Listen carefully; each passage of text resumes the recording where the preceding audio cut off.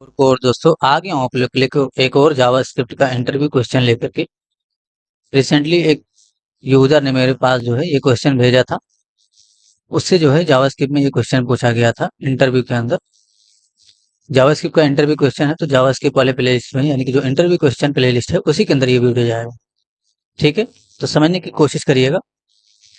उसने मुझे ये क्वेश्चन भेजा था इस तरीके से।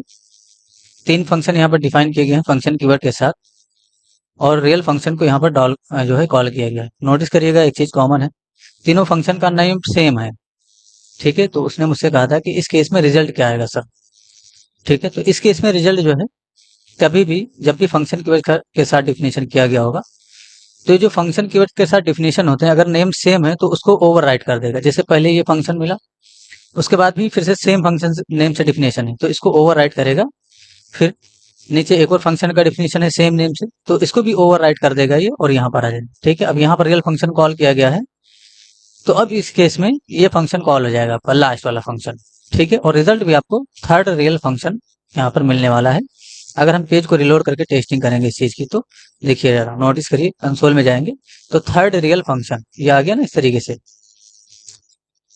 अब उसने मुझसे कहा कि सर इसको हम टॉप में भी अगर कॉल करते हैं तब भी वही रिजल्ट मिलता है। ठीक है, देखिए हमने टॉप में कॉल किया रियल फंक्शन को, और उसके नीचे हमने डिफिनेशन किया है।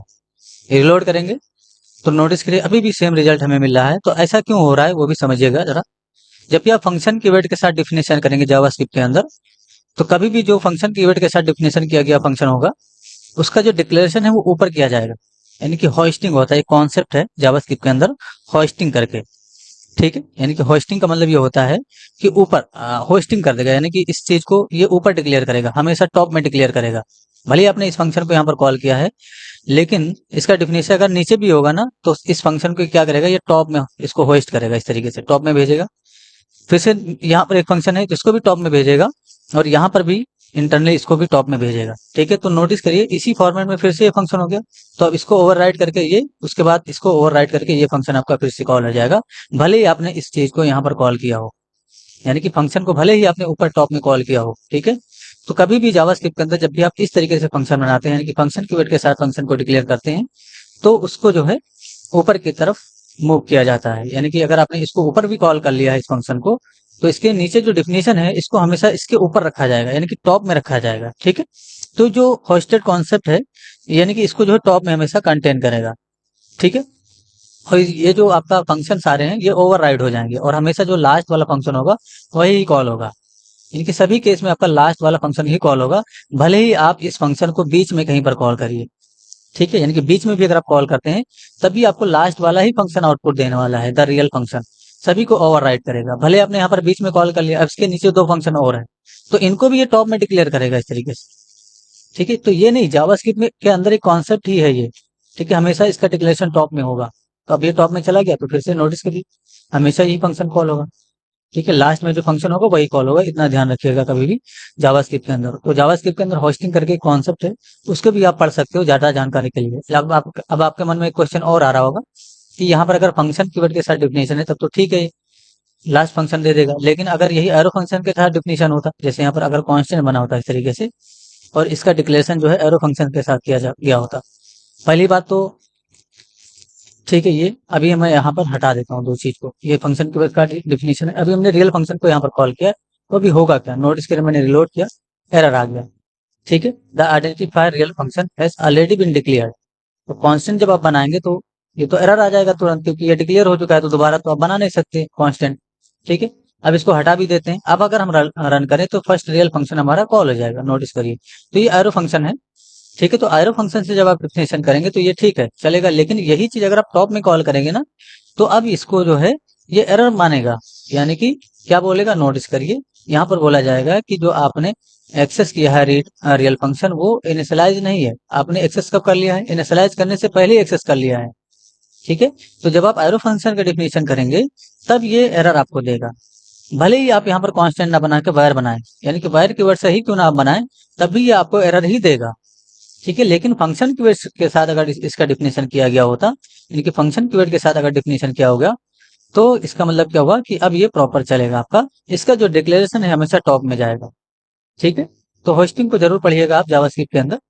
लेकिन ये जो क्वेश्चन है इंटरव्यू के अंदर पूछा गया था, यहाँ पर मैं वैसे ही कर देता हूँ, तो इस क्वेश्चन को आप नोट कर लीजिएगा। और हो सकता है कि आपको कंफ्यूज करने के लिए सारे फंक्शन जो है कांस्टेंट के साथ डिक्लेयर कर दिए जाएं, तो आपको कंफ्यूज नहीं होना है। और ये जो है एक डिफिनेशन मैंने यहाँ पर लिख दिया है, उसको भी आपको रीड कर लेना है। ये देखिए, in JavaScript when you declare multiple function with the same name, यहाँ पर लिखा गया है इस तरीके से, only the last declaration is used, यानी कि जो लास्ट में डिक्लेयर किया होगा वही यूज किया जाएगा। This is because function declaration are hoisted to the top, यानी कि जो फंक्शन डिक्लेरेशन होते हैं वो टॉप में हमेशा होस्ट किए जाते हैं ऑफ देयर कंटेनिंग स्कोप। ठीक है, this is so that last declaration effectively override any previous ones, यानी कि हमेशा जो है ये जो है प्रीवियस को ओवरराइड करेगा। ठीक है, तो हमेशा याद रखिएगा इस चीज को, और कंफ्यूज नहीं होना है इन चीजों को लेकर के। जब भी आपको इस तरीके का क्वेश्चन दिखेगा तो हमेशा याद रखिएगा कि लास्ट वाला ही फंक्शन कॉल होगा। भले ही आप इस फंक्शन को बीच में कहीं कॉल करें या ऊपर कॉल करें, कहीं पर भी कॉल करें, लास्ट वाला ही फंक्शन आपका हमेशा कॉल होगा। ठीक है, क्योंकि इसको हमेशा ये टॉप में भेजने का काम करेगा, तो ये चीज ध्यान रखिएगा। लेकिन यही चीज अगर कांस्टेंट यानी कि एरो फंक्शन के साथ डिफिनेशन किया हुआ गया होता, भले ही कांस्टेंट ना डिक्लेयर किया गया हो, कहने का सिंपल सा मतलब ये है कि जैसे यहाँ पर कांस्टेंट बनाते हैं ना, इस तरीके से एरो फंक्शन डिफाइन करते हैं जब। ठीक है, तो अब इस केस में ये एरर देगा। तो आपको हो सकता है कि 2-3 क्वेश्चन ऐसे दे दें, यानी कि 2-3 फंक्शन इस तरीके से बना दे, और एक फंक्शन उसने एरो फंक्शन बना दिया हो कंफ्यूज करने के लिए। तो आप पहले तो कोड को सही से देखिएगा, कहीं उसमें एरो फंक्शन है अगर होगा, और फिर से उसी फंक्शन का नाम दोबारा कहीं पर भी यूज किया गया होगा, तो पहले तो वो एरर दे देगा, क्योंकि आपने मल्टीपल टाइम उसको डिक्लेयर किया है। ठीक है, लेकिन अगर फंक्शन कीवर्ड के साथ डिफिनेशन किया गया है तीनों का, और ये फंक्शन कहीं पर भी कॉल किया गया है, तो याद रखिएगा हमेशा लास्ट वाला ही फंक्शन कॉल होगा।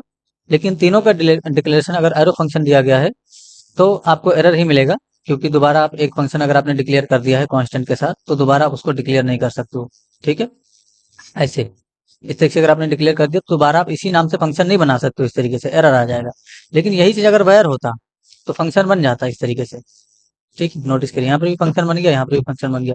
लेकिन एरो फंक्शन के केस में ये एरर ही देगा आपको। नोटिस करिए, मैंने रिलोड किया ना इस तरीके से, ये देखिए यहाँ पर, क्योंकि आपने एक कांस्टेंट बना रखा है नीचे की तरफ। ठीक है, तो इस चीज पे आपको थोड़ा ध्यान देना होगा। ठीक है, तो हमेशा एरर मिलेगा अगर आप कांस्टेंट बना के उसको ऊपर में कॉल करेंगे तो, ये चीज ध्यान रखिएगा। चलिए, ओके, थैंक यू।